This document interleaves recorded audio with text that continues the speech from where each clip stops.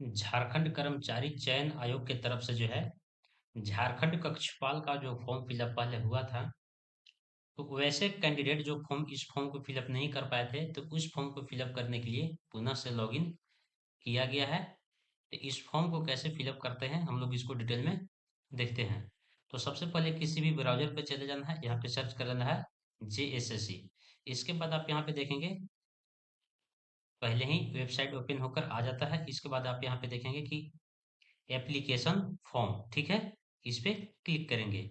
इस पे जैसे ही क्लिक करते हैं तो यहाँ पे देखने को मिल जाता है online application of JKCE 2025 reopen. यहाँ पे आप देख रहे हो कि रीओपन इसे किया गया है। जो अप्लाई नाउ पे क्लिक करेंगे, यहाँ ओके पे क्लिक कर देंगे। यहाँ पे जो कैंडिडेट इस फॉर्म को फिल कर लिए होंगे तो उसको भरने की जरूरत नहीं है। इसके बाद जो है यहाँ पे रजिस्ट्रेशन दिख रहा है, रजिस्ट्रेशन पे क्लिक करेंगे। इसके बाद यहाँ से आप सिलेक्शन कर लेंगे, इसे यस कर लेंगे। आपसे पूछा जाता है कि आप भारत के नागरिक हैं, ठीक है। इसके बाद आपका जो भी नेम होगा अपना फुल नेम इंटर करेंगे मैट्रिक के मार्कशीट के अकॉर्डिंग। यहाँ पे किसी भी प्रकार से मिस्टर, श्री, डॉक्टर, ये सब किसी भी प्रकार के ऐसे नहीं लगाएंगे। इसके बाद डेट ऑफ बर्थ आपका जो भी होगा, सपोज मान लीजिए किसी का 2002 का होगा, ठीक है। तो यहाँ पे सबसे पहले इस पे क्लिक करेंगे। इसके बाद यहाँ पे क्लिक करेंगे, ठीक है। आप यहाँ से घटा सकते हैं। किसी का 2002 है, ठीक है, 1/1/2002 है। यहाँ पे इस तरीके से एंटर कर देंगे। इसके बाद ईमेल आईडी, ठीक है। ईमेल आईडी यहाँ पे आपका जो भी ईमेल आईडी होगा, ईमेल आईडी अपना इंटर करेंगे। इसके बाद जनरेट ओटीपी पे क्लिक करेंगे। इसके बाद जो है जनरेट ओटीपी, इसके बाद जो है आपका यहाँ ईमेल पे ओटीपी चला जाता है। इसका जो है 5 मिनट का टाइमिंग होता है। आप यहाँ पे ईमेल ओटीपी इंटर करेंगे। इसके बाद जो है मोबाइल नंबर इंटर करेंगे। सेम प्रोसेस जो है मोबाइल पे भी जनरेट ओटीपी क्लिक करेंगे और यहाँ पे ओटीपी इंटर करेंगे इसका भी। यहाँ पे जो भी ईमेल आईडी में ओटीपी जो जाएगा, तो नॉर्मल मैसेज में आपको देखने को नहीं मिलेगा, ये जो है स्पैम में देखने को मिलेगा, ठीक है। तो आप यहाँ पे घबराइएगा नहीं कि हमारे जीमेल पे ओटीपी नहीं जा रहा है। ये ओटीपी जाएगा लेकिन स्पैम में जाएगा, ठीक है। इसके बाद यहाँ पे कैप्चा फिल करके सबमिट रजिस्ट्रेशन फॉर्म पे क्लिक कर देना है। इसके बाद यहाँ पे लॉगिन आईडी और पासवर्ड यहाँ पे मिल जाता है स्क्रीन पे। तो इसको जो है बहुत अच्छा से नोट करके रख लेना है। उसके बाद जो है प्रोसीड पे क्लिक कर देना है। प्रोसीड पे जैसे क्लिक करते हैं तो यहाँ पे इसके बाद आपसे पूछा जाता है आर यू लोकल रेसिडेंशियल, यानी कि आप झारखंड के निवासी हैं। यदि हैं तो यस करेंगे, अन्यथा नो करेंगे, ठीक है। इसके बाद आपसे पूछा जाता है यहाँ पे रेसिडेंशियल सर्टिफिकेट नंबर, ठीक है। आप ये झारखंड का निवासी हैं तो इसका जो है आरसी सर्टिफिकेट यहाँ पे लगाएंगे। इसके बाद ऑथोरिटी यहाँ पे आपका कहाँ से वेरीफाई हुआ है। जैसे मान लीजिए कि एसडीओ से हुआ तो एसडीओ लिखेंगे, सीओ से हुआ तो सीओ लिखेंगे। इसके बाद सर्टिफिकेट इशू डेट, आप यहाँ पे रेसिडेंशियल सर्टिफिकेट में देखेंगे कि आपका जारी कौन सा तिथि में हुआ है। आप यहाँ पे इशू डेट यहाँ पे इंटर कर देंगे। इसके बाद आपसे पूछा जाता है डिस्ट्रिक्ट, आपका डिस्ट्रिक्ट कहाँ है, कौन सा डिस्ट्रिक्ट है। आपका जो भी डिस्ट्रिक्ट होगा अपना डिस्ट्रिक्ट सिलेक्शन कर लेंगे। इसके बाद ओबीसी, BC1, BC2 जो भी होंगे अपना यहाँ पे सिलेक्शन कर लेंगे। इसके बाद जो है आप यहाँ पे स्क्रॉल करेंगे, आपका जो है बार बार वहाँ चला जाएगा। अपना कास्ट सर्टिफिकेट भी एंटर करेंगे सेम इसी तरीका से, कहाँ से थ्री हुआ है। इसके बाद इशू डेट। इसके बाद आप यहाँ पे आपसे पूछा जाता है यहाँ पे स्टेटहुड के लिए, इसे आप नो कर देंगे, ठीक है। इसके बाद आपसे पूछा जाता है कि आप जो है यहाँ पे एक सर्विसमैन है या तो होमगार्ड में, तो आप हैं तो यस करेंगे, अन्यथा नो करेंगे। इसके बाद जो है आप यहाँ पे इसे भी नो करेंगे। इसके बाद यहाँ पे पासपोर्ट कोटा से होंगे तो यस करेंगे, अन्यथा नो करेंगे। इसके बाद अपना जेंडर सिलेक्ट कर लेंगे, मेल फीमेल जो भी होंगे। इसके बाद जो है आप यहाँ पे पेपर लैंग्वेज में कौन सा पेपर रखना चाहते हैं, अपना पेपर यहाँ पे अपना हिसाब से रख लेंगे, ठीक है। इसके बाद जो है यहाँ पे सेव एंड नेक्स्ट पे क्लिक करना है और आगे बढ़ जाना है। इसके बाद यहाँ से फादर नेम पूछा जाता है, आपसे फादर नेम एंटर करेंगे। इसके बाद मदर नेम, यहाँ पे मदर नेम एंटर कर देंगे।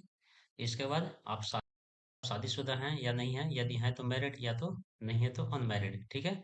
इसके बाद आधार नंबर, आपका जो भी आधार नंबर होगा अपना आधार नंबर 12 अंक का एंटर कर लेंगे।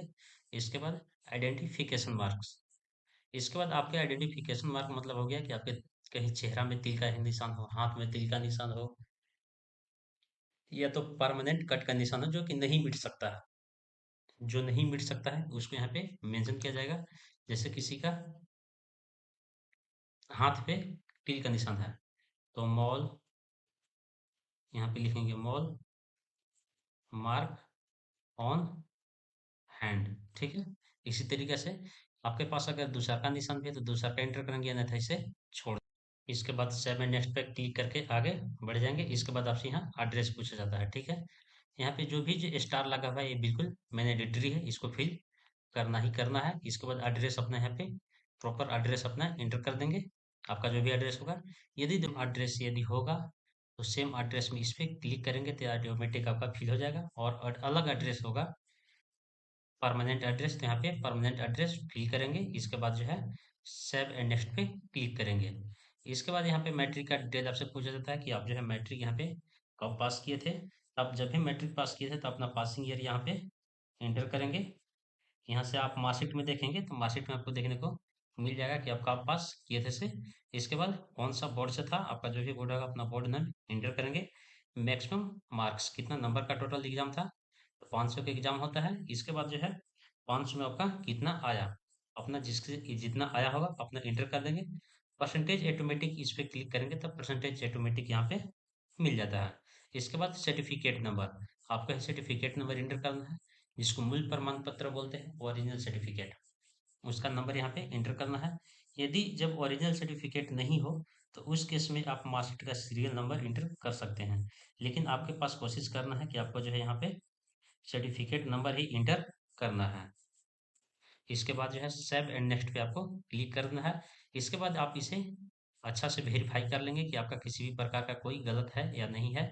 यदि गलत है तो यहाँ पे इसे आप यहाँ पे मॉडिफाई करके करेक्शन कर लेंगे, और गलत नहीं है तो इस पे क्लिक करके प्रोसीड एंड पेमेंट पे क्लिक। यहाँ पे जैसी पेमेंट पे क्लिक करेंगे तो पे नाउ पे आपको क्लिक कर देना है। ठीक है। इसके बाद आप यहाँ पे देख सकते हैं कि आपको यहाँ इंस्ट्रक्शन भी दे दिया है, please wait for 4 hour before retrying. ठीक है। आप यहाँ पे नाउ पे क्लिक करेंगे। इसके बाद जो है आप यहाँ पे क्या चीज़ से पेमेंट करना चाहते हैं, कार्ड, नेट बैंकिंग, यूपीआई।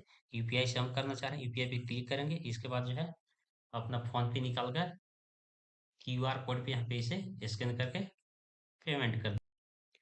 यहाँ पे पेमेंट हम कर चुके हैं। इसके बाद हमारा पेमेंट जो है सक्सेसफुली भी हो चुका है। इसके बाद यहाँ पे देखते हैं, यहाँ पे हल्का कुछ टाइम लग सकता है। देखिए हमारा जो पेमेंट सक्सेसफुल इस तरीका से हो गया है। इसके बाद जो है आप यहाँ पे, आपका यहाँ पे पेमेंट हो चुका होगा तो दोबारा पेमेंट आप नहीं करेंगे। इसके बाद प्रोसीड पे क्लिक करेंगे। प्रोसीड पे क्लिक करेंगे। इसके बाद जो भी आपका आईडी पासवर्ड था आप यहाँ पे इंटर कर लेंगे, पुनः लॉगिन करेंगे। इसके बाद आप यहाँ पे देखेंगे कि आपका जो है फोटो और सिग्नेचर अपलोड करना है। फोटो जो है मैक्सिमम 100 KB तक होना चाहिए, और सिग्नेचर भी मैक्सिमम 100 KB तक होना चाहिए। फोटो अपलोड करने के लिए यहाँ पे चूज फाइल दिख रहा होगा, इस पे आपको क्लिक करना है और देख लेना है कि आपका फोटो जो है कहाँ पे है। आपका फोटो जहाँ पे भी होगा अपना फोटो यहाँ पे अपना सिलेक्शन कर लेंगे। जिस भी कैंडिडेट का होगा अपना फोटो यहाँ पे सिलेक्शन कर लिया जाएगा। इस तरह से फोटो और सिग्नेचर को अपलोड कर लेना है। इसके बाद सेव एंड नेक्स्ट पे क्लिक कर देना है। इसके बाद प्रिंट पे क्लिक कर देना है। आपका फॉर्म जो है इस तरह से फाइनली फिलअप हो चुका है। इसके बाद प्रिंट करके इसे पीडीएफ इसका डाउनलोड कर लेना है। इसी तरीके से